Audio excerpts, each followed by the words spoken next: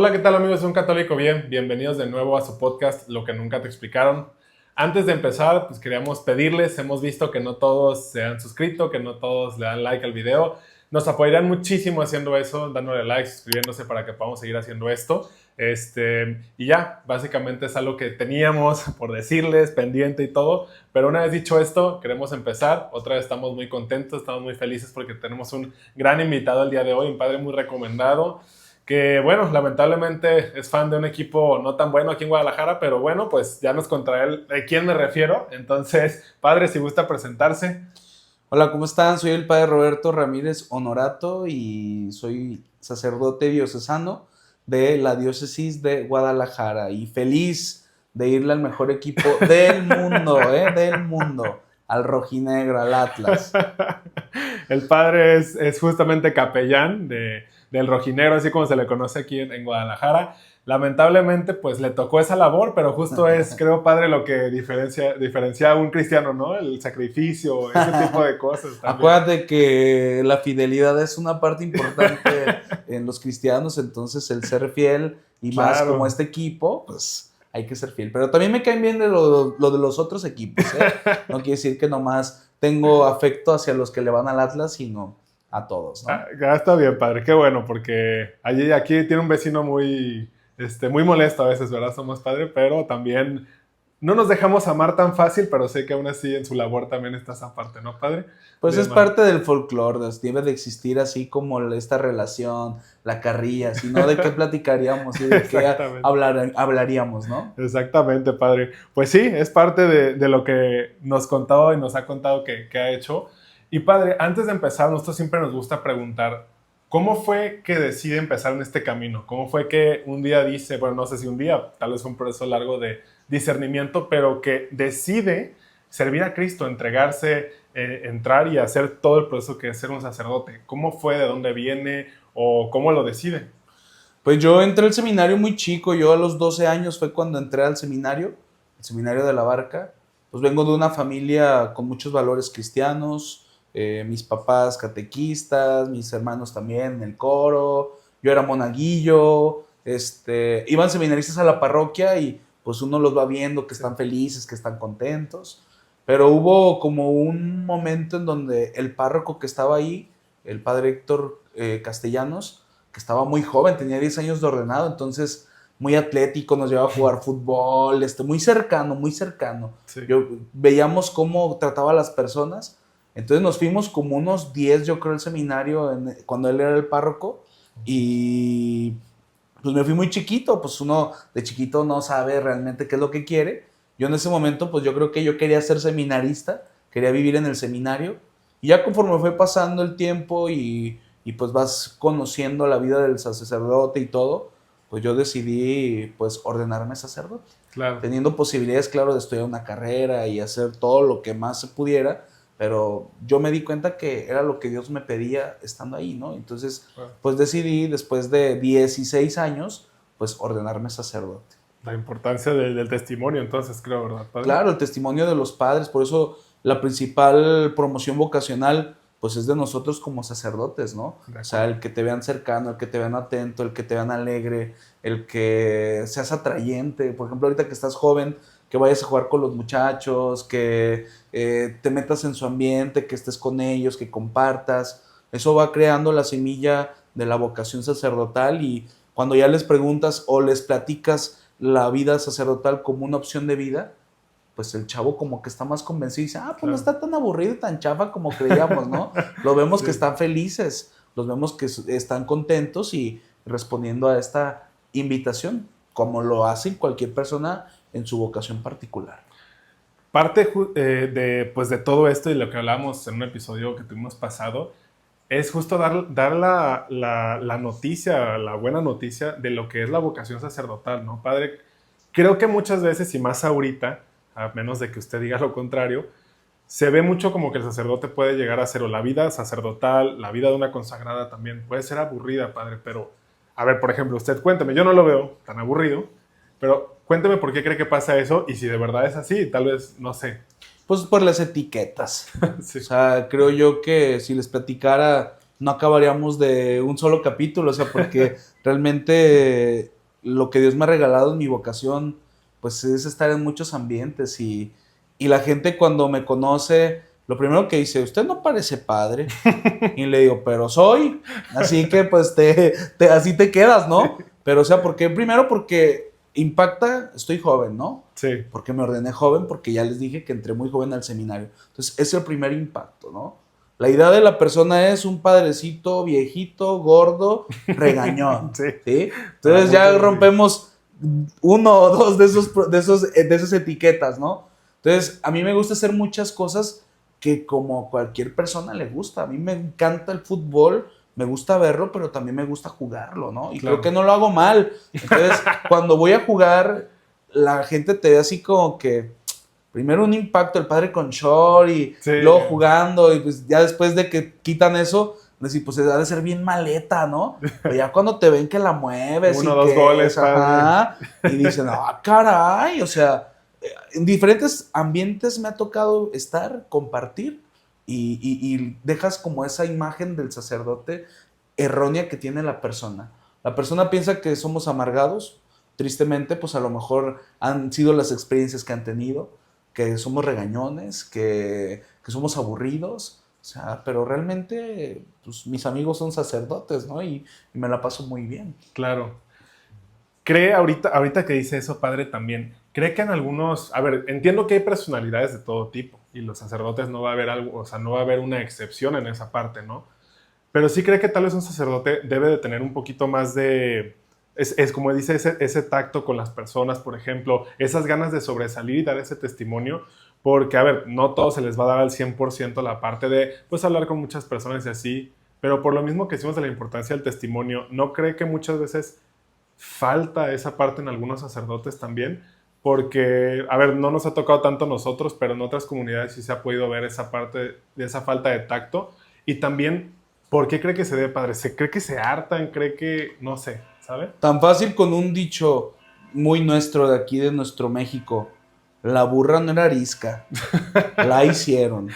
Sí, o sea, Ok, si tú me preguntas y le preguntas a todos los padres, recién ordenados nos queremos comer el mundo. claro. O sea, estamos jóvenes, queremos ir a que una bendición, yo voy, que una misa, yo voy, que esto, yo voy, y que una guerra, yo me voy a la guerra, o sea, no tienes Ok, miedo, ¿no? sí, Pero lo triste es que a veces hay algunas experiencias que van amargando la vida de nuestros sacerdotes. ok, O sea, gente que sí, gente que crea calumnias, gente que critica, gente que inventa chismes de los sacerdotes, que a veces apostamos nuestra confianza a algunas personas y, sí, y como Judas, o sea, te atacan por la espalda. sí, Entonces, algunos hermanos sacerdotes, pues tristemente se van amargando, se van alejando. Pero no se debe de perder jamás esto que mencionábamos. La misión de la iglesia es compartir el evangelio de y acuerdo. en todos los lugares, o sea, la gente que ya viene al templo, pues ya es cautiva, o sea, ya viene aquí, ¿no? Lo interesante y donde estamos llamados a ir es a donde no viene la gente, en donde, como San Pablo, los nuevos aerópagos, ¿no? Él iba a lugares donde no se creía y donde uno no pensaría que estaría el apóstol predicando. De acuerdo. Y entonces ahora el sacerdote tiene que romper como esos esquemas. Ya el Papa Francisco lo decía, ¿no? No podemos quedarnos solamente en los templos, en las sacristías. Claro que es importante, se tiene que atender, no se puede dejar, pero también es importante el ir, Salir. salir, que te vean en diferentes ambientes.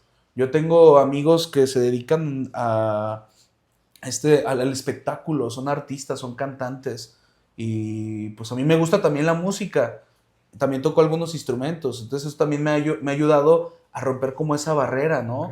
El primer destino donde estuve, en Toluquilla, las fiestas, pues fiesta de pueblo, chidas, así, con bandas y en el kiosco, y un día se me ocurrió subirme, les dije al de la banda, un palomazo, así se dice en el ambiente, ¿no? Para que te deje tocar el Ah, instrumento ok. de alguien de ahí, de la banda. Y ella me dice, ¿qué quiere tocar, padre? ¿La tuba? ¿La tuba? Sí, la tuba. Es la grandota, así que... Entonces ya la agarré y empecé a tocar. Y claro, si vas a hacer las cosas, hay que hacerlas bien. Claro, Si claro, no, claro. no hay que subirse a hacer el ridículo. Entonces ya me acuerdo que ahí toqué y ya luego la gente se emocionó, me puse a tocar la tambora, luego me puse a tocar el clarinete. En la fiesta patronal, mucha gente me veía y decía, padre, ¿qué hace aquí? Pues lo mismo que tú. ¿O qué estás haciendo? ¿Estás haciendo algo malo? No, padre, estoy disfrutando la fiesta con mi gente. Claro. Entonces, para mí, tú bien lo mencionabas, esa es mi personalidad. Sí. Y a mí me gusta pues estar con las personas porque esa es mi forma de ser. Habrá otro sacerdote que en su personalidad, con sus virtudes y con lo que tiene, pues él tratará de buscar cómo ir hacia afuera, ¿no? Porque no solamente nos podemos quedar adentro, tenemos que ir hacia las personas que son, Claro. porque es la mayoría la que no viene realmente, Sí, que la que viene aquí, ¿no? De acuerdo. Eso es, justo es algo para pensar bastante, padre, y qué bueno que lo menciona, porque creo que es una pregunta que muchas veces las personas se hacen a la hora de tener encuentros con sacerdotes, o se hacen a la hora de pensar por qué a veces la gente se aleja de la iglesia, pero creo que lo que dice es fundamental para ver cuál es la verdadera misión del sacerdote, pero también comprender a algunos sacerdotes también, ¿no?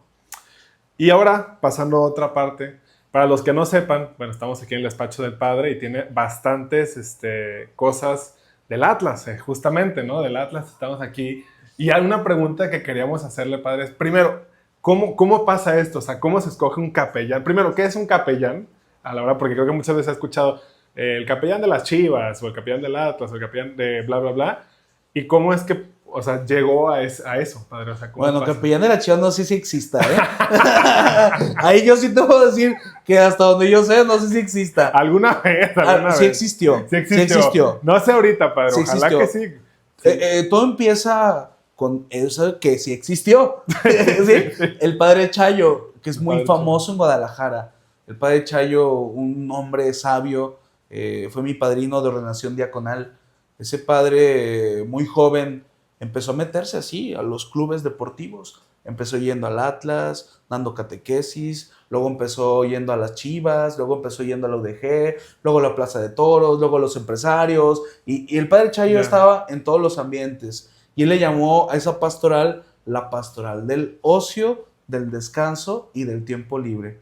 Entonces, digamos que el que picó mucha piedra y el que dio mucha apertura a esto fue el padre Chayo. Okay. Entonces yo andaba mucho con él, entonces yo conocía y vi, pero realmente el llegar a ser capellán del Atlas, como aficionado, pues ni te pasa por aquí, ¿no? Sí, o sea, de sacerdote, mucho menos, porque claro. somos muchísimos sacerdotes. Sí. Aparte, como es una institución privada, pues no se piensa que va a haber una capellanía dentro de un club deportivo, ¿no? De acuerdo. Y menos de alto rendimiento.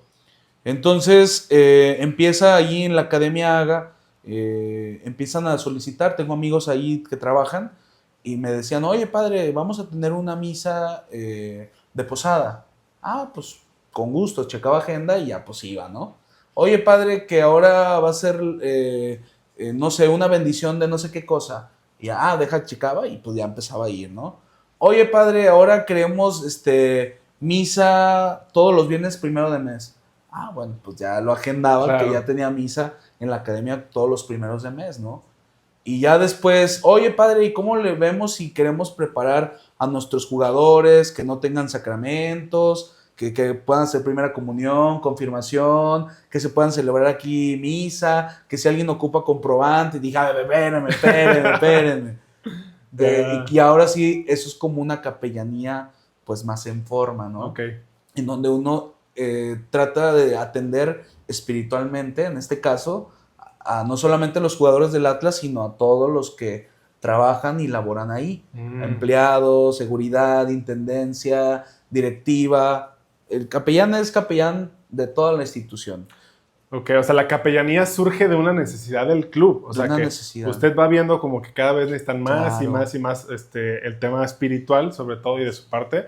Entonces la capellanía surge como decir, ahora, ok, ya es demasiado, entonces ahora sí vamos haciendo algo formal. Entonces. Y ya, ¿qué fue lo que yo hice? Pues fui a hablar con las autoridades eclesiales, porque pues yo no me mando solo. Claro. Entonces ya hice una cita con el cardenal José Francisco Robles, cardenal de Guadalajara, y ya le expuse con una carta que se elaboró propiamente de ahí de la academia, Atlas FC, en donde solicitaban todo esto. Okay. Entonces ya el cardenal dio respuesta y da nombramiento para que se puedan hacer sacramentos y tengan validez. Ya. Entonces, pues desde ahí pues ya empezó la labor, preparamos chavos para la catequesis de primera comunión, de confirmación, las misas de viernes primero de mes, cada inicio de temporada hay misa por lo menos en las posadas, cuando alguien necesita algún sacramento, que va a ser padrino de primera comunión, de bautismo, pues vienen conmigo. Claro. O sea, creo que es una necesidad importante porque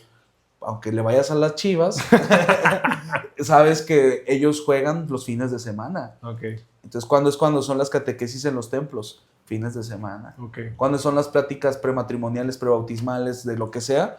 Fines de semana. Entonces, también por su estilo de vida, pues es un poquito más difícil que puedan asistir a algún templo o algo. Entonces, es como una necesidad y una respuesta de salir de la misma iglesia. Entonces, a mí se me hizo muy padre, primero, que el club haya hecho esta carta y que la iglesia diocesana de Guadalajara también haya dado una respuesta inmediata de dejar un capellán. Y así, aunque yo me vaya y aunque a mí me quiten de capellán, la capellanía continúa, ¿no? Atendiéndose a la Atlas FC, que hace poquito tuvimos confirmaciones con el cardenal. Fueron 16 chavos desde sub-11 hasta jugadores de la primera división femenil y varonil. Okay. Pues eso te llena de alegría, o sea, y realmente cuando ya voy a la academia, pues todo el mundo ya me ubica, me piden la bendición, ya se acercan y me consultan. O sea, esa parte espiritual creo que también todos la necesitamos. De acuerdo. Todos la necesitamos. De hecho, creo que ahorita me resonó mucho algo que dijo, que lo que decía el padre Chayo, la parte de la pastoral en el ocio, en el entretenimiento y en el tiempo libre. Y en el tiempo libre. ¿Cómo, digamos, podemos nosotros relacionar, por ejemplo, un tema como el fútbol, que es, pues al final es entretenimiento, lo ves en tu tiempo libre, bueno, es en el trabajo, pero ya es muy rara vez o cosas así, pero que sobre todo uno lo ve como un hobby, vas a jugar al fútbol los domingos y así, no sé, por ejemplo, ¿no? ¿Cómo nosotros podemos relacionar a Dios, Padre, con ese también? O sea, ¿cómo verlo también en el tiempo libre? ¿Cómo verlo también en nuestros tiempos de ocio?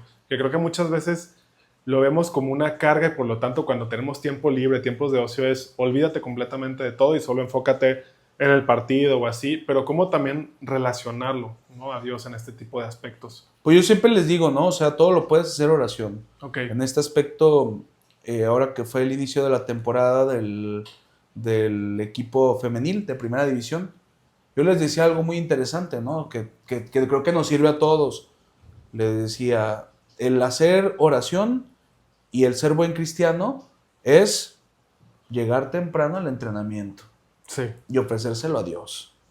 El que no le flojeas, el que corres, das lo máximo, el que el partido, si te toca estar jugando, sudas la camiseta, si te toca estar en la banca, apoyas, si estás ahí al pendiente, si te toca entrar, el de que si estás con tus compañeros, no los vas a criticar, no los vas a lastimar, los vas a cuidar, Okay. que si alguien se cae y le tiendes la mano, que alguien te pegó del contrario y te quieres desquitar, no te desquitas, se lo ofreces a Dios. El que de por sí se cuidan mucho, hacen dieta, se lo ofreces a Dios, o sea, y se quedaban todos como con los ojos así de, ¿a poco tan fácil? Pues es que se oye fácil, pero cuando ya tienes presencia de Dios durante el día y se lo ofreces, te estás santificando. De acuerdo. Y claro que no le vas a ofrecer pequeñeces a Dios, le vas a ofrecer todo lo mejor que puedas. Entonces, cuando tú vas al parque, cuando vas manejando, cuando vas caminando, cuando vas a empezar una actividad en tu día a día, ofréceselo a Dios. Y eso es oración. Okay. Y eso también te santifica en tu día a día.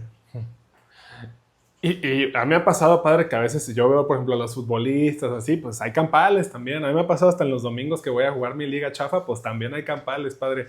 ¿No cree que muchas veces como que dejamos pasar de largo eso? No sé si es pecado, no sé. O sea, a ver, si te llegan, por ejemplo, imagínense fútbol o en la vida, te mete un coche en el tráfico, lo que sea, pues te enojas y así. ¿No cree que muchas veces esos pecados también no se dejan ver tanto? O sea, por ejemplo, imagínense un día en el fútbol, te enojas o así, ¿se tiene que confesar eso, Padre? ¿O Diosito lo deja ir de largo? ¿Qué onda? Pues hay que ver si eres plenamente consciente, si lo haces con plena libertad, o sea, Okay. si lo haces con maldad y si va en contra pues, de los mandamientos, pues hay que confesarse, ¿no? Okay. O sea, pero si te salió muy del instinto, pues es algo que es inconsciente, ¿no? Ok. Pero, o sea, realmente todos debemos de buscar el cuidar al otro y la unidad, ¿no? O sea, no somos signos de división, sino somos signos de unidad, ¿no? Ok. Pues, padre, yo le deseo mucha suerte en esa parte del sufrimiento de la capellanía del Atlas, pero bueno, pues, ojalá pronto salga un campeonato. También para mis Chivas, padre, también pido un poquito acá de este lado. Pero, pues bueno, parte de las muchas cosas que ha hecho el padre, también está, nos comentó también a la hora de estar platicando y ver qué podemos hacer, que estuvo también, no me acuerdo si dijo de capellán también en parte de hospitales durante la pandemia del COVID, ¿no? Sí, también, ahí estuve en 18 hospitales. 18 hospitales. ¿Cómo fue, digamos, padre, la experiencia de usted durante la pandemia, digamos, atendiendo a las personas en hospitales? Porque me imagino que también la exigencia era mucha, pero también los cuidados eran muchos. El dolor, pues obviamente era algo muy presente, me imagino, en este tipo de situaciones. ¿Cómo fue para usted vivir toda esta experiencia también? Pues bueno, al principio, pues fue una iniciativa de 5 padres, ¿no? De que pues se cerraron los templos, ustedes recordarán, 5 Sí, meses, pues fue algo como muy duro, o sea, veías las bancas, celebrábamos ahí por teléfono, transmitir en vivo, ¿no? Y entonces estos padres, al buscar salir, al buscar ir a los lugares donde se pudiera, ayudar a las personas que no podían salir, porque recordemos que en los hospitales pues eran lugares aislados, claro. nadie podía salir. Entonces ellos quisieron ir a confesar, quisieron ungir y ayudar espiritualmente a bien morir. Nadie entendíamos la enfermedad al principio. Todos pensábamos que si te tocaban ya te ibas a morir, te ibas a contagiar y te ibas a morir. Claro. Entonces era un arriesgar tu vida, o sea, tal cual era arriesgar tu vida. Entonces sí, al principio sí, miedito, tal cual, o sea, me sentía como si hubiera ido a la guerra, tal cual, o sea, pero me sentía feliz de poder poner mi granito de arena en una situación mundial que Claro. le golpeó a toda la humanidad. ¿Y qué rol desempeñaba, por ejemplo, ahí, padre? O sea, que... Ahí, pues, por ejemplo, era la atención a los enfermos principalmente, pero también a sus familias y también al personal de la salud. Okay. O sea, médicos, enfermeros, camilleros, trabajo social. O sea, era un trabajo como muy completo, ¿no? ¿Qué hacíamos con los enfermos? Pues llegábamos a ungir, dábamos la confesión a los que estaban conscientes y también distribuíamos la comunión. Okay. Era muy sanador porque, pues imagínate que de estar de buenas a primeras en casa, te llevan al hospital y ya no salías, y muchos de los que entraban ya a lo mejor ya no iban a volver a ver a su familia. Entonces era un total dolor, gente deprimida, gente muy triste, gente que veía que se moría el de enfrente, se moría el de al lado. Entonces me preguntaban, padre, ¿a mí cuándo me va a tocar? Entonces era como inyectar ese punch, esa esperanza, el llegar y decirle, Dios te tiene algo preparado, no te desanimes, no tengas miedo. Entonces era principalmente con los enfermos, dar la unción de los enfermos. Era muy bonito darles la bendición en donde la indulgencia plenaria, que les perdonabas todos sus pecados. Sí. Entonces cuando morían, pues te sentías triste, pero a la vez te sentías feliz de decir, se fue directo al cielo, ¿no? Luego, con las familias, gracias a estos aparatitos, los celulares, llegábamos a ponernos el equipo de protección. Trabajo social ya nos tenía unas hojas en donde estaban los teléfonos y los nombres de los pacientes que solicitaban una videollamada o una llamada. Sí. Entonces ya empleábamos el celular así como con plástico y ya después de confesar, después de ungir, después de dar absolución, después de dar la comunión, ahora le vamos a hablar por teléfono a su familiar. Y ya le decíamos, es el para que te salves, para que te sientas feliz. Entonces ya videollamada, soy el padre fulanito de tal, estoy aquí con tu familiar, te lo voy a pasar. Ya. Entonces éramos como el contacto desde adentro hacia afuera con la familia. Wow. Entonces imagínate, veías aquí a la gente llorar, veías al enfermo llorar, nomás se te empañaban los gogles porque traías el equipo de protección, sí, que eran 4 o 5 horas, puro plástico, o sea, gogles, gorro, cubrebocas. Era súper incómodo, ¿no? Pero ver que le podías dar algo a los enfermos, un poquito de consuelo con su familia, pues era muy bonito, muy bonito. Entonces, quedaban muy felices. A veces los pacientes no estaban conscientes porque estaban intubados, entonces estaban sedados. Entonces, de todos modos era la llamada Sí. y era ponérselas en la oreja. Entonces, se alcanzaba a ver la reacción del que estaba inconsciente, o sea, cómo se quería mover, cómo quería despertar. El mismo monitor se veía Sí. cómo iba cambiando al escuchar la voz de su familiar. Qué locura. Entonces, era muy bonito. Me acuerdo mucho de esta. Siempre me rompe, ¿no? Cuando platico esta historia de un señor que se llama Ramón. La esposa todo el tiempo quería hablar por teléfono con él cuando entrábamos. Y todo el tiempo estuvo intubado. Entonces me acuerdo un día de las muchas veces que le dije, ya te voy a pasar a tu esposo, ¿eh? Y ya se lo puse en la oreja. Y la esposa hablándole con una ternura. Mi amor, estamos aquí afuera, no nos hemos ido, te extrañamos mucho, eres un gran padre, y más hoy que es nuestro aniversario, échale todas, o sea, me rompía el corazón, me rompía el corazón. Un buen día llegué y ya desintubado, o sea, te daba mucha alegría, pero Claro. también te daba tristeza cuando veías la cama sola, ¿no? Me acuerdo la primera vez que vi a alguien muerto ahí en el hospital, uno de tantos, ¿no? La primera vez que entré, era el primer día que entraba, o sea, una bolsa negra allí en una camilla arriba. Yo iba a acercarme para darle las exequias, porque también recordarán que no había exequias. Entonces tratábamos de hacer las exequias dentro del hospital. Entonces ya iba yo bien confiado a darle, a acercarme al cuerpo y me grita, no, no, no, padre, no se acerque.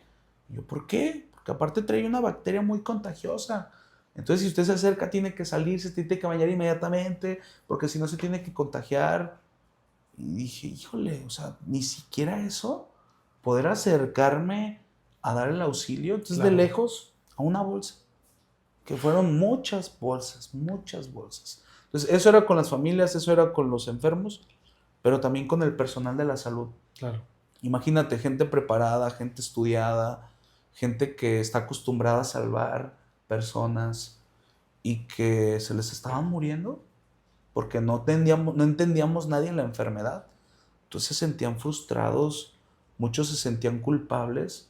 Me acuerdo de un doctor que me decía y que hizo un procedimiento aquí en la tráquea porque se le hacía la traqueostomía, se les abría aquí, se les hacía un agujerito para que pudieran respirar. Sí. Entonces dice que estaba haciendo como el movimiento, el proceso, pero ya la tráquea estaba muy seca. Dice que de la nada quebró la tráquea. Y me decía, padre, yo la maté. No, no, yo le decía, no, tú no la querías matar, o sea, fue un proceso, fue un movimiento, tú buscabas salvarla. Yo la maté, yo la maté, yo la maté, padre, yo la maté. Entonces imagínate, eso el personal de la salud destruido, o sea, destruido. Hay muchas fotos en donde los ves así sentados, cara ida, o sea, era un consuelo ver al sacerdote adentro, ¿no? Era un consuelo. Entonces, al principio me daba miedo también de decir, oye, pues se cree malamente las etiquetas que creamos, así como con el padre, se crea con el médico, ¿no? De que es alguien ateo, de que es alguien que todo lo piensa, que es muy objetivo, que todo lo quiere razonar. Realidad es que yo recibí muy buen apoyo. Sí. Entonces se sentían confortados, no se sentían solos. Entonces al terminar el hablar, el ungir, el confesar a los pacientes, ahora llegaba el momento de los doctores. Vamos a rezar. Tengo una foto muy bonita en donde empecé a rezar el Padre Nuestro y de la nada se empezaron a hincar los médicos, uno por uno, y todos con las manos así extendidas y los ojos cerrados. Wow. Y yo así con el celular, Padre Nuestro, ¿qué estás haciendo? Tomando la foto. Digo, es que se me hizo un momento icónico, ¿no? Se me hizo algo como muy, híjole, Claro. O sea, la ciencia, la razón, se está poniendo de rodillas ante Dios. Claro. Y ya les daba la bendición. Hice muchas amistades. Pues todos los hospitales que tenían COVID en la ciudad. Entonces eran privados y públicos. Y hasta asilos me tocaban ir. Entonces Era muy cansado, muy desgarrador, era mucha tristeza, era mucho dolor, era mucha gente morir, pero estaba feliz Sí. porque estaba dando mi granito de arena, ¿no? Y estaba ayudando a que la gente pudiera bien morir. Diría entonces que para su sacerdocio esto fue un antes y un después, entonces, padre. Tenía 8 meses de ordenado, No, nada. 8 meses de ordenado. Increíble. Entonces llega la propuesta y vamos. También yo creo que si ahora me dijeran, no me la pensaba. Todos iba, ¿no? Todos iba. Pero creo que también tenía que ver, ¿no? Que estaba joven y más joven, pues, de lo que estoy ahora. Pero sí, a mí sí fue como un parteaguas. O sea, digamos que es como si me hubieran abierto la cabeza. Siempre lo digo. O sea, a mí la experiencia del COVID, de estar ahí en los hospitales, es como si me hubieran hecho así. O sea, porque ¿quién está acostumbrado a ver morir a alguien? Nadie. Exacto. Yo estaba platicando con la gente, entraban en paro y se morían. O estaban muriendo y llegaba a ungir y se morían, ¿no? Estaba a veces dormido y pues, todo el día en el hospital. Soñaba que estaba en el hospital y soñaba a la gente que se moría. O sea, estaba bien, bien, bien cañón todo eso, ¿no? Y era como la guerra, tal cual, como vemos las películas. Escuchaba ambulancias y justo me venían todas las imágenes y todo Sí. y se me paniqueaba. O sea, sí hubo un tiempo también de mucha tristeza. Hubo un mes donde me sentía Mal. mal, triste, O sea, le triste. afectaba mucho en su estado también emocional. Me afectó, sobre todo, creo que fue el 2021, en enero, que hubo muchísimas Sí, muertes. el repunte. Muchas muertes. Entonces, yo le decía a una amiga psicóloga, me descuidé. No, padre, no te descuidaste. Nadie está acostumbrado al dolor. Así como dice el programa, ¿no? ¿Cómo se llama el programa? Las cosas que nadie te cuentan. Ah, aquí Ajá, lo que nunca te ajá. Lo que explicaron. nunca te explicaron. Sí. Entonces, lo que nunca te explicaron que el sacerdote también se deprime Sí. y que el sacerdote tampoco está preparado para ver morir a alguien, que el sacerdote también tiene tristeza. Y yo tuve mucha tristeza, me sentía muy triste, me sentía culpable, porque como éramos poquitos sacerdotes que podíamos atender los hospitales porque estábamos capacitados, no cualquier sacerdote podía entrar, porque no sabía el manejo del equipo de protección, doble guante, poner el Tyvek, poner botas, poner cubrebocas. Eso era lo fácil. Claro. Lo importante era quitarlo, era con cuidado. Entonces, éramos poquitos los que podíamos entrar. Entonces, imagínate, me llegaba una llamada, padre, tenemos un enfermo en tal hospital, y yo estaba en otro hospital. Entonces, llegaba al otro hospital, no, padre, ya se murió. Y llegaban los sentimientos de culpa. Si me hubiera ido por otra ruta, si no hubiera comido, si no hubiera dormido más, si no hubiera hecho deporte, si no me hubiera bañado. O sea, cosas que aquí sabemos que nadie sabe, pero acá no sabía, o sea. Y me sentía muy culpable, o sea, de que no llegaba a atender a los enfermitos. Y decía, La- se fueron sin sacramentos. adem- Y triste, o sea, me sentía triste, triste. La otra vez hablaba justo de eso, estaba con mi mamá hablando. Y hace poquito hubo un caso, de hecho, un sacerdote que se quitó la vida también. Y reflexionaba mucho la parte de que lo que usted ahorita menciona, padre, creo que a los sacerdotes les toca mucho ese rol de escuchar y de servir y de estar ahí. Y en este caso, y en estos casos todavía más, ¿no? Como fue esto. Y ustedes creo que no se pueden desenvolver tanto, o sea, para que los escuchen y para decir sus sentimientos, sus cosas. Claro que tienen a Dios, pero creo que en las personas a su alrededor, ustedes tienen mucho ese rol de servir y de ayudar y de escuchar, sobre todo. Y que también es muy importante también su lado, ¿no, padre? Desahogarse, decir las cosas también y tener a alguien que se pueda apoyar en ustedes y más en situaciones así. Algo que decías, me lo decía un compañero cuando yo estaba ahí en los hospitales, porque ellos notaron, yo soy muy alegre, soy muy chicharachera, así como ven ahorita, y me gusta mucho cotorrear, echar carrilla, y vi una reunión de compañeros, de mis compañeros de generación, era la posada, entonces yo no, hubo un momento donde acá me puse medio pirata, así, medio, me sentía ansioso, o sea, me pegó un Sí, ataque de ansiedad, sí, porque pues yo todo el rato usaba el cubreboca y veía a nadie sin cubreboca. Me empecé a sentir así bien mal y hasta que ya le dije al que me llevó, un compañero, le dije, ¿sabes qué? Ya vámonos, por favor, porque ya no aguanto, ¿no? Y ya empezaron las llamadas de los compañeros, ¿no?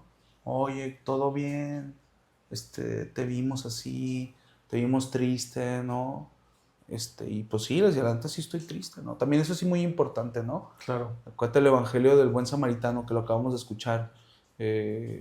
Cómo el Buen Samaritano ayuda, pero también hay que saber, también hay que dejarse ayudar, De acuerdo. ¿sí? Entonces, yo me dejaba ayudar de mis amigos, de mi familia, de padres y gente especializada, y también de la oración y el deporte. O sea, a mí eso fue lo que a mí me ayudó a salir adelante de esto, ¿no? Pero ese compañero me decía, lo que tú acabas de mencionar, cómo tú das consuelo, ayudas, pero ¿quién te está ayudando a ti? Exacto. Y sí dije, pues sí, tienes razón. Por eso necesito de su ayuda, ¿no? Claro. Necesito de que me apoyen. Y un sacerdote le dio en el punto. Fíjate, por eso qué importante es el sacerdote. Ese sacerdote es muy buen amigo, el padre de Ramón Duarte, fue mi espiritual. Y le hablé y le dije, padre, me siento así, ta. No encontraba la puerta, la verdad. Y me dice algo muy bonito, unas palabras muy sencillas. A ver, no fue tu culpa, cuando estés en el momento de la consagración y estés consagrando, y levantes y presentes el cuerpo de Cristo, ahí déjale todo a Dios. Te dejo ahí el que no alcancé, te dejo ahí el que se murió, te Sí. dejo ahí el que está enfermo, te dejo ahí el doctor, te dejo ahí la familia, y eso te va a ayudar. Ok. Y me ayudó mucho, Claro. mucho, o sea, mucho. Aparte, la barranca para mí es como mi templo, ¿no? La barranca de Sí, Huentitán. sí.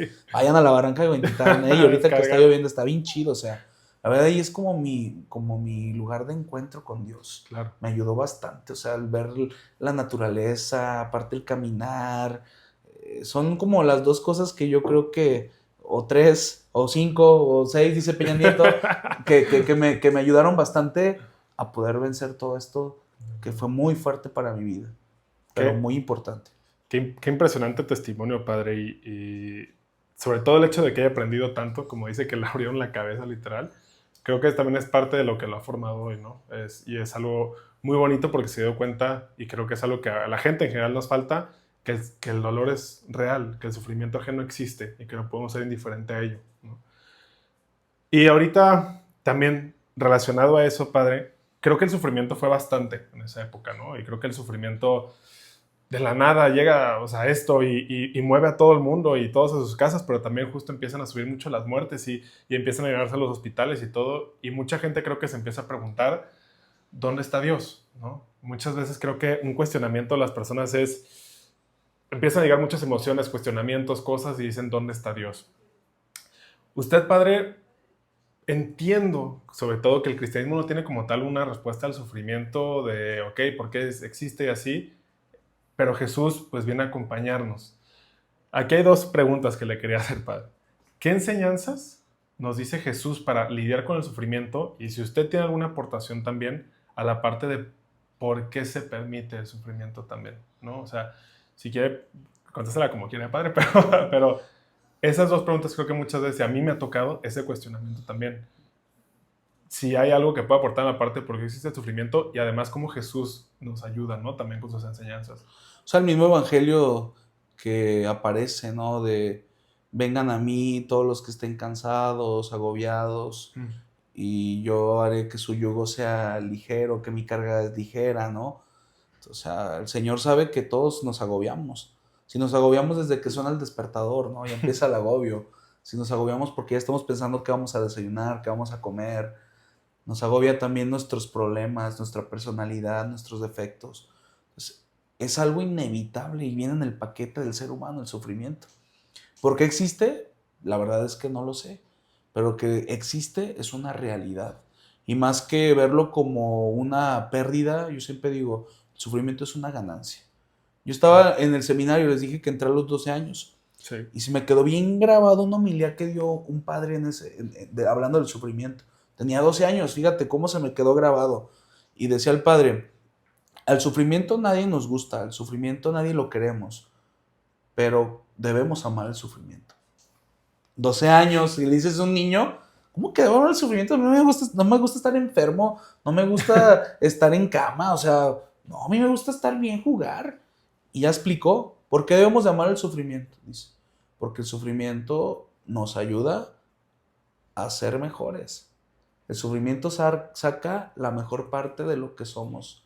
Entonces yo siempre le digo eso a la gente, el sufrimiento no nos gusta, pero cuánto bien nos hace madurar, nos hace crecer, nos hace sacar lo mejor que somos. Imagínense, si ustedes no hubieran pasado por un sufrimiento, por un dolor, por una pena, no serían quien son ahora. Es parte de nuestra vida. Y un compañero mío dice algo muy cierto. Todos vamos a pasar y a sufrir la cruz de Cristo. Y es el camino del discípulo, el camino de la cruz. Y el camino de la cruz lleva sufrimiento, lleva dolor. Pero no es masoquista, ¿no? Ya me tocó, ay, que me tengo que gustar el dolor y, sí. Y denme guamazos y no, masoquista no. Hay algunos, padre. Sí, esos no. Es ofrecer el dolor. Claro. Yo le digo a la gente, ya estás sufriendo, ya estás padeciendo. Ahora dale un sentido espiritual, ofrécelo. Si no es tirado a la basura. O sea, nomás sufrirlo por sufrir no sirve. Entonces que tenga un sentido trascendente, que tenga un sentido espiritual.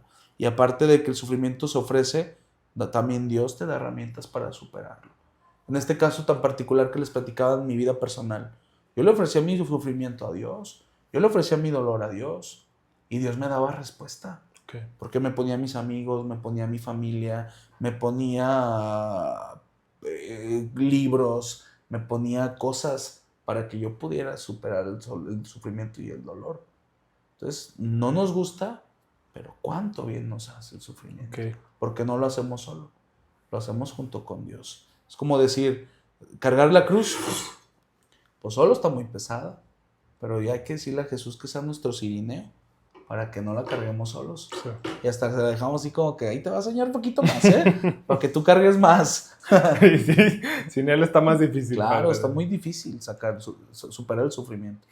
Lamentablemente creo que justo el sufrimiento pues existe, ¿no? Y el día de mañana no se va a ir, ni el día de pasado mañana. Bueno, vamos a hacer la parucía, pero de ahí en más nos toca seguir en esa parte y creo que es algo muy importante, que es darle un fruto, darle algo a esa parte.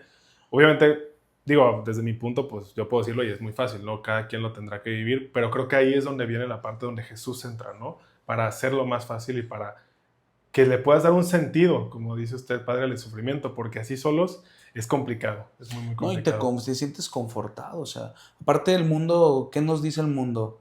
El mundo nos dice que no debemos de sufrir, que todo debe de estar bien, que debemos de estar siempre sonriendo, o sea, eso te dice el mundo. Pero el mundo no te dice que la realidad es esta, ¿no? Existe sufrimiento todo el tiempo.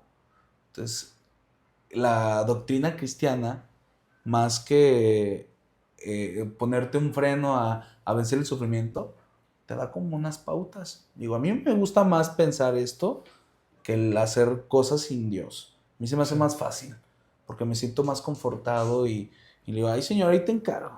Ahí tú dale, y claro, poniendo mi esfuerzo, ¿no? Claro. Pero creo que es mejor tenerlo que no tenerlo.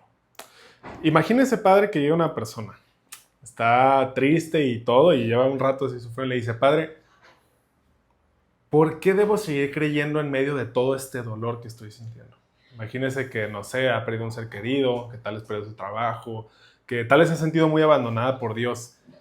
¿Cómo puede decirle a una persona, por ejemplo, y bueno, que le pregunta esto, ¿no? ¿Cómo puedo seguir creyendo en medio de todo este dolor y por qué, ¿no? ¿Tú confesaste a la misma señora que yo o qué? Es que una señora así llegó un día. Llegó así un día una señora. Y pues puras cosas así. Se le murió el esposo, se le murió el hijo, no tenía trabajo, estaba enferma, muy enferma, acababa de levantarse de la cama y otra vez tenía cáncer. Y me decía eso mismo, o sea, ¿cómo puedo seguir creyendo, padre? O sea, ¿cómo puedo seguir pidiéndole a Dios si puras cosas negativas en mi vida? O sea, yo creo que Dios no me escucha, Dios me abandonó. Y fíjate cómo es Dios que te da como la iluminación, ¿no? Para el momento exacto, porque si te pones a pensar en esas cosas, ¿y qué le digo? Yo sí me pongo así de, siempre digo, ¿y ahora qué le voy a decir? Y le digo, pues espíritu, y échale, porque no sé. Y le dije algo muy cierto, le dije, a ver, ¿y cómo estás de pie ahora, no? ¿A poco crees que tú por tus fuerzas Y ya como que le empecé a dar como haz de cuenta, unos hits, pastas espirituales. Cada que le iba diciendo algo como que iba reaccionando. Digo, mira, o sea, estás viva, bien que mal, pues te vales por ti sola, no te volviste loca. O sea, de todo lo que has vivido, estás cuerda. Era para que no estuvieras cuerda por tanto sufrimiento, tanto dolor. Sí. Digo, ¿poco crees que tú sola lo pudiste hacer? No, padre.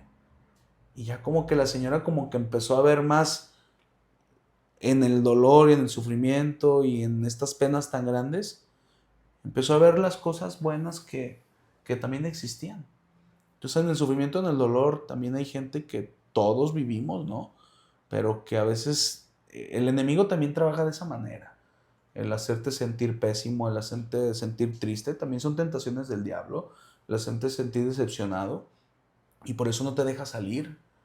Solamente te hace ver el puntito negativo cuando hay muchas más cosas positivas. Claro. Entonces es ver lo positivo y ver más lo bueno Que lo malo. Claro. Entonces, ¿qué consejo le podría dar, padre? Además de esta parte también, como dice, ¿no? O sea, darte cuenta de lo bueno y de lo malo. Pero entonces también viene la parte de decir, ok, estuvieron pues, tal vez más lo bueno, pero híjole, me siento, no sé, imagínense, me siento como no muy escuchado, no muy todo. ¿Qué consejo le puede dar? O simplemente una persona que esté normal, que apenas está empezando a vivir una situación difícil, ¿qué consejo le puede dar a una persona que tal está en una situación difícil, en un sufrimiento, ya sea por causas propias, ajenas? ¿Qué consejo le podría dar también a esa persona? Pues yo al principio siempre les digo, porque casi siempre esa gente se enoja con Dios. Y dice, Sí, no, estoy enojada con Dios. Lo primero que les digo es, Dios no tiene la culpa. O sea, generalmente todos son consecuencias casi siempre de nuestros actos, ¿no? claro. O sea, porque es que Dios, ¿por qué permitió? ¿Y por qué lo hizo? ¿Y por qué quiso?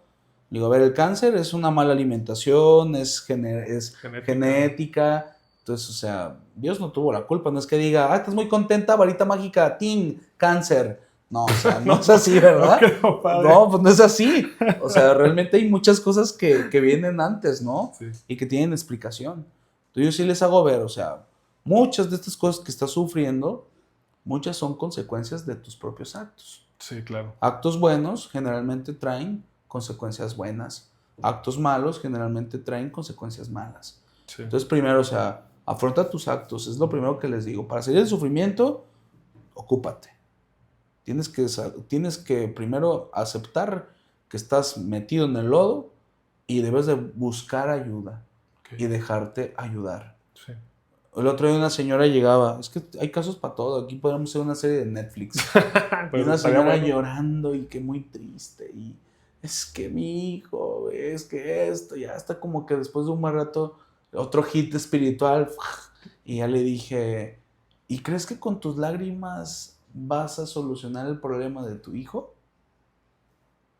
¿Y crees que con estar triste y estar encerrada en tu cuarto todo el día vas a hacer que tu hijo cambie?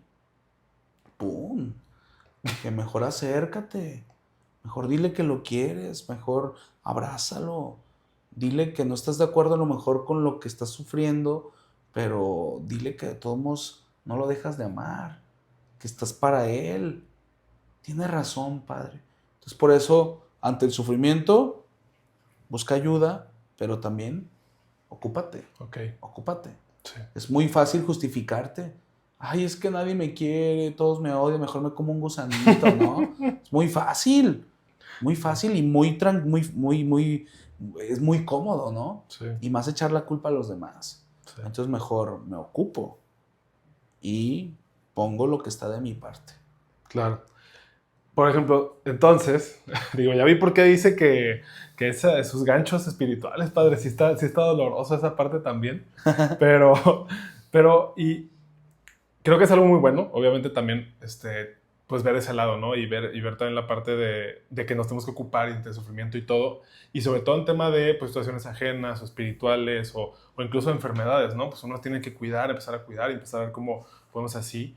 Pero hay una frase, padre, que muchas veces las personas, tal vez como para consolar ese sufrimiento, dicen, con la que tal vez yo no estoy tan de acuerdo, y es que dicen, por ejemplo, no sé, imagínense, una persona fallece o lo que sea, dicen, Dios se la llevó, ¿no? Es que Dios corta las mejores rosas de sus jardines y ya ve cómo dicen esas cosas. Pero yo no creo, justamente, padre, y nunca he estado de acuerdo con ese lado de que Dios se lleva a la gente, porque siento que es como que está diciendo Dios lo mató y se lo llevó, ya sea de enfermedades, ya sea de situaciones pues repentinas o cosas así. ¿Qué nos enseña la iglesia o qué opina usted, padre, en relación a eso también? ¿No? O sea, si Dios... Porque yo me imagino cuando alguien dice Dios se lo llevó, pues también está como generando ese sufrimiento, ¿no? Y tal vez Dios tiene los argumentos morales suficientes para hacerlo, porque no lo vemos, pero no sé si yo lo veo por ese lado. Pues para empezar, el decir Dios se lo llevó es quitar lo más sagrado que Dios nos dio, que es la libertad. Sí. Sí, o sea, porque no es que Dios esté jugando su Xbox y nos esté controlando así como si fuéramos un videojuego, ¿no? Le doy para acá y se mueve para acá, ¿no? Le aprieto este botón y brinca, ¿no? Claro. O que seamos marionetas de Dios. Todo tiene que ver con la misma libertad. Y Dios se adecúa a la libertad del ser humano. Entonces, o sea, Dios, digámoslo así, no se mete en lo que nosotros vamos a decidir. Sabe qué puede pasar, Sí. tiene el conocimiento de todo lo que pueda suceder, pero al final nos deja elegir, aun cuando no nos conviene. Entonces, volvemos al mismo punto, creo que tiene que ver con lo que habíamos mencionado hace un rato, ¿no? O sea, todo es consecuencia de, ¿no? O sea, si no te cuidas, pues te vas a enfermar. Si no comes bien, te vas a enfermar. Si no les dan su medicación, pues te vas a enfermar. Si ya estás muy deteriorado, pues te vas a morir, ¿no? Y aparte, entendemos y no es burlarnos de las personas que dicen eso, ¿no? O sea, pero entendemos el dolor, pero aún en la muerte y en la enfermedad, pues se necesita tener fe. Claro. Se necesita tener fe, porque si no tienes fe, pues sí, lo ves como una carga, como algo que más que poderte ayudar es algo que te impide ser mejor. Entonces yo le digo a la gente, o sea, cuando fallece alguien, les digo, a ver, la fe nos dice que nuestro ser querido está con Dios. Y este es un paso. Este es una vida temporal. Nosotros vamos a un lugar en donde no morimos. Dice el catecismo de la Iglesia Católica, nadie nace para morir, todos nacemos para vivir. Entonces, si tienes como esta mentalidad y esta fe y esta confianza, pues no te quedas con el sufrimiento y el dolor de decir, pues es que ya cortaron esa flor. Pues qué bueno, ¿no? Que ya está con Dios. Sí. O sea, porque realmente, pues ya era su momento. El momento Dios lo conoce, ¿no?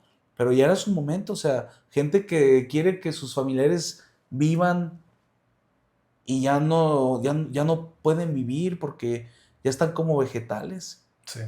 Gente que quiere postergar la persona que está pues ya muy anciana y ya está cansada y hasta las viejitas dicen, padre, ya pídale a Dios que ya me vaya, padre.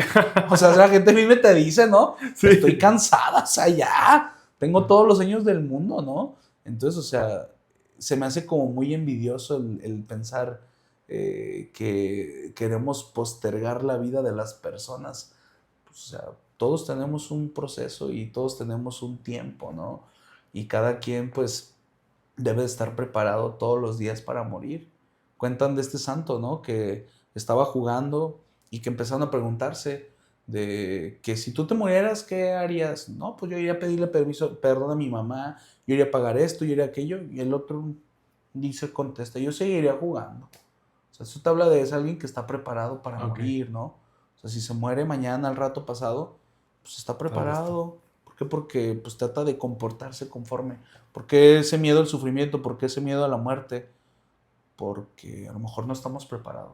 Es algo que yo veía dentro de los hospitales. Sí. La gente sufría más por sus pecados, por sus problemas espirituales, que realmente por el dolor físico. No. Y eso es una realidad. De acuerdo. Pues creo que nos llevamos bastantes enseñanzas el día de hoy, padre. Así que... Del Atlas. Del Atlas, sobre todo. de todo, absolutamente todo. Pero pues tenemos una nueva sección aquí que estamos inaugurando desde el episodio pasado, que es que la gente nos hace alguna pregunta relacionada al tema que vamos a hacer, que vamos a ver ese día, ¿no? Y nos hicieron una pregunta interesante, padre, que dice, ¿cómo podemos aprender a ver a Dios incluso en medio de las crisis? ¿Cómo podemos? Pues con esa vamos a cerrar. Ese está interesante, ¿eh? Pues, ¿cómo lo podemos ver? Ya lo decimos, ¿no? Es una historia, lo voy a explicar con una historia que creo que ya la habrán visto porque hasta hay muchos memes, ¿no? De una persona que naufraga en una isla y le está pidiendo a Dios que lo salve. Y entonces, sálvame, Señor, sálvame. Y pasa uno con una lancha. No, no, no, yo estoy esperando a que Dios me salve. Pasa otro con un helicóptero. Dios, estoy esperando a que Dios me salve. Y ya muere y le reclama a Dios. Dice, pues, oye, yo te dije que me salvaras. Y ya él le dice, te mandé este, te mandé este, te mandé este. Y no le hiciste caso, ¿no? Entonces, salir de la crisis, Dios te pone a las personas y Dios te habla también en la crisis. ¿Qué necesitas? Oídos, ojos, mente y corazón abierto para poder escuchar a Dios aún en medio de la crisis. A veces nos metemos tanto en nuestros problemas, nos metemos tanto en nuestras dificultades que no podemos ver a Dios como este que naufragó, que te está buscando dar la ayuda, ¿no? Claro. Es algo muy cierto y creo que por eso mismo tenemos que estar siempre atentos y vigilantes a buscar a Dios aún en la misma crisis, en los mismos problemas. Y siguiente, pues también la vida espiritual es algo muy importante para salir de la crisis, pero también el buscar a los especialistas. O sea, hay cosas que yo como sacerdote que me sobrepasan. Digo, ¿sabes qué? Yo aquí ya no te puedo ayudar, o sea, más bien busca un Claro. psicólogo, busca un psiquiatra, busca a alguien que sea especialista en este ramo, o gente que tiene problemas financieros y busca un especialista que te pueda ayudar, gente que tiene problemas con la cuestión legal, busca un abogado, o sea, ahí están los medios Claro. para poder salir de la crisis. Que tengo cáncer, pues ve y atiéndete con paracetamol, no la vas a armar, ¿verdad? Entonces, o sea, ahí está la ayuda.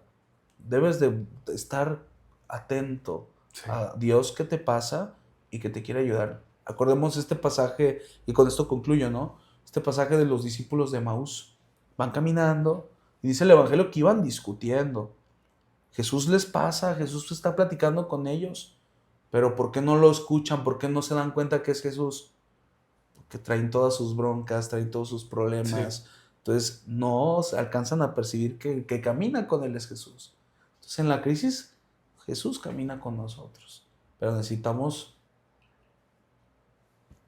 estar abiertos Claro. para poder escuchar y salir adelante de la crisis. Y decir después como los discípulos de Emaús, con razón mi corazón ardía.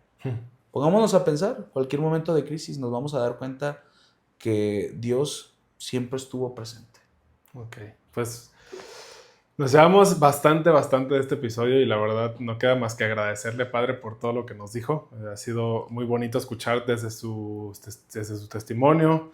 Lo menos grato pues fue que es capellán del Atlas, pero bueno, también nadie es perfecto, pero de ahí más, Padre, no queda más que agradecerle por haber estado aquí con nosotros, por habernos dado el sí desde un inicio. Y amigos, pues si les gusta este contenido, si les gusta tanto como a nosotros, pues denle like, suscríbanse también, comenten también si hay algún aprendizaje o algo que también ustedes hayan llevado, si algo que dijo el Padre hoy les recuerda algún aprendizaje que se llevaron dentro de la pandemia o fuera de, o antes o después, también lo pueden dejar. No queda más que agradecerles y decirles que pues nos vemos a la siguiente. Muchas gracias, Padre. Pues felicidades también a ustedes que hacen todo esto en bien de la evangelización y en bien de ayudar a que las personas también pues conozcan más de la vida de Dios y la vida del sacerdote. Muchas gracias, Padre, a usted. Entonces nos vemos, amigos, cuídense mucho y en la siguiente nos vemos.